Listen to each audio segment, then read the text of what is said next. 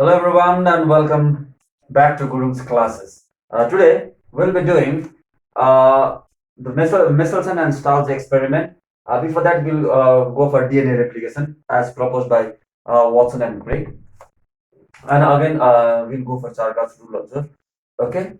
Okay, now let's go to Chargaff's rule before that. Okay, first of all, Chargaff's rule says that the amount of adenine is equal to the amount of thymine, and the amount of guanine is equal to amount of cytosine. As we know very well, okay, if on the one side of DNA is adenine, then the other side will have thymine. If it has guanine, the another side will have cytosine. Okay, so the one side, okay, is equal to the another side of the nitrogenous base. That is Chargaff's rule. Okay, and then again the another question might come: why is DNA a better genetic material compared to RNA?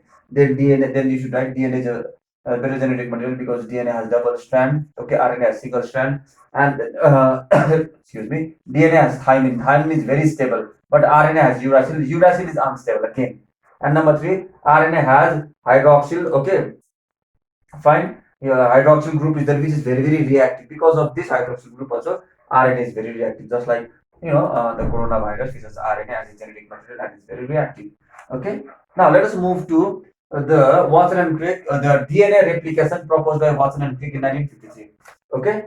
Now, according to Watson and Crick, they propose that DNA is double helical in structure, and when it replicates, the helix opens up and each strand acts as a template, and a new strand is formed here by looking at the old strand, and here also a new strand is formed by looking at the old strand. So here I have tried to make here by showing with different colors.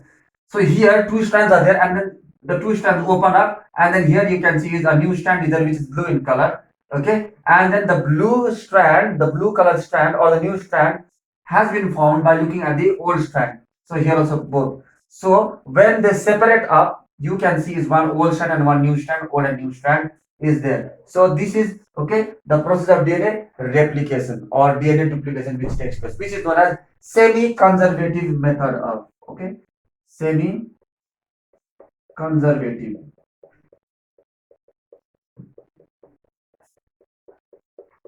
Yeah. This is semi-conservative method of DNA replication, and this experiment further was proved by Michelson and Stahl. Okay, I think because of the light you are not able to see. It's written Michelson. Okay, Michelson and Stahl's experiment about how DNA replication takes place in this semi-conservative method. What Michelson and Stahl did was they took bacteria E. coli in the year 1900, and this is 58. Sorry. Okay. They took bacteria E. coli and they inserted in a culture. Okay, now this is a conical flask, and they inserted the bacteria E. coli in a culture medium, definitely where bacteria can grow, where it can multiply by taking the things or the nutrients from the culture medium. But in the culture medium, what was added was ammonium chloride was added, and normally ammonium chloride contains nitrogen with the number is 40, the normal nitrogen, but a heavy nitrogen was taken in this case. Okay, so that means I have denoted here with N15. Okay, heavy nitrogen was taken in this case for ammonium chloride, and it was inserted in the culture. So that means when bacteria multiplied after 20 minutes, because normally within 18 to 20 minutes bacteria multiplies by taking the things from the culture. But when the bacteria took the things from the culture for its duplication, for its replication, reproduction, okay, then heavy nitrogen also entered its DNA. Fine. As a result, what was found was heavy nitrogen was found in this bacteria. Fine. Now to prove that, what was done was, the bacteria was taken out, okay, and then the culture was afterwards it was put in a test tube, and it was put inside a machine, centrifugation machine. Okay, what was found was that the DNA all settled at the bottom. Fine. So you can mark this is the position number one. Now what was done was the bacteria after 20 minutes, okay, when they replicated, they were transferred actually to another medium, but that another medium contained normal nitrogen, not heavy nitrogen, normal nitrogen containing ammonium chloride. This also is okay the same medium the culture, but the medium, this culture medium did not contain heavy nitrogen but normal nitrogen, N14. Okay, and after 20 minutes again it was transferred to the another culture. So in this way, what was done was, when the bacteria was taken out from here and when centrifugation was done, then what was found was that the DNA was found not to be settled at the bottom, but was found to be settled a bit above the, or above the first position, proving that this DNA is bit lighter compared to the previous DNA. Then further again, when the bacterial culture was taken from this, you can say culture number 1, culture number 2, culture number 3. When it was taken from culture number 3, then it was found to be, the DNA was found to be settled on a higher level compared to the second one and compared to the first one. First, you can draw here at the bottom. So this is the concentration gradient according to the gravity. Okay. Now, through color coding, what I would like to show you all is, initially these bacteria, okay, when they duplicated through reproduction, then what happened was they took nitrogen from the medium. Now nitrogen was heavy nitrogen, so that means their DNA was all coded with what? N15, N15. Yes or no? So that means after 20 minutes, after centrifugation, they all got settled at the bottom because their DNA was, encoded, or labeled. In fact, we can use the word. Their DNA was labeled with, N15, N15. Now, what happened was, again when they were transferred to another medium, N14 medium, the normal nitrogen medium, then again the bacteria took the nitrogen from this culture and then again they replicated. When they replicated, then as before I told you, the parent strand was kept, that means N15, N15 was there, it opened up, N15 and N15 is here, and a new strand, okay, new strand was formed, and for the new strand the nitrogen that was taken was N14, so N14 was here, so N14 was here.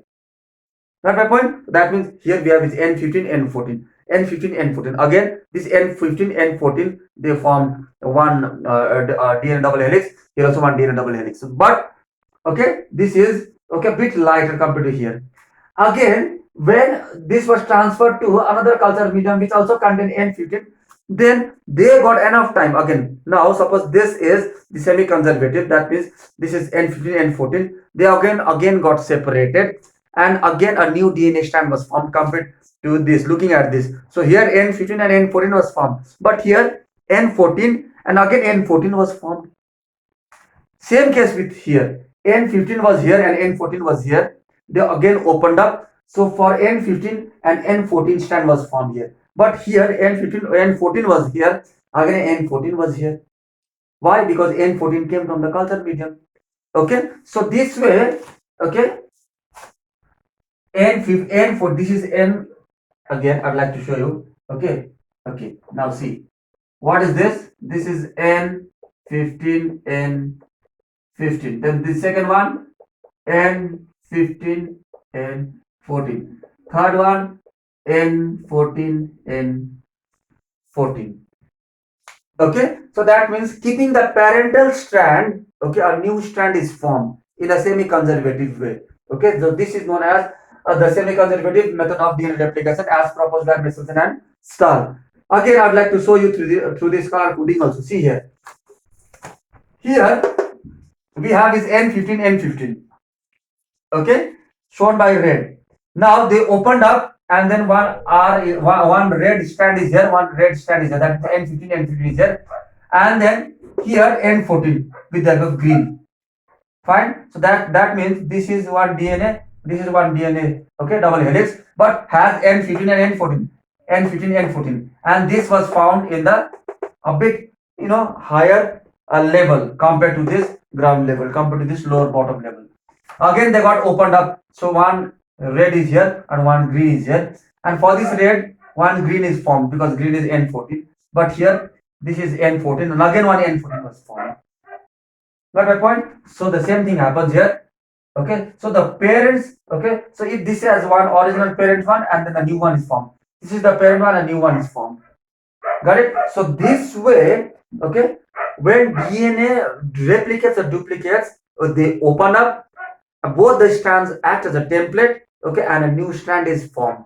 And then when they form the double helix afterwards, okay, when they fully separate and when they form the double helix, at that time a new and the old and the new strand will form the DNA double helix. Okay, so this is the semi-conservative method of DNA replication as proposed by Mrs. and Stan in 1958. So dear students, kindly go through this experiment. Kindly go through the differences between why DNA is better genetic material. This might come, and then this also semi-conservative method of DNA replication. Okay, the Targaf rule also might come of 1 mark. So thank you very much.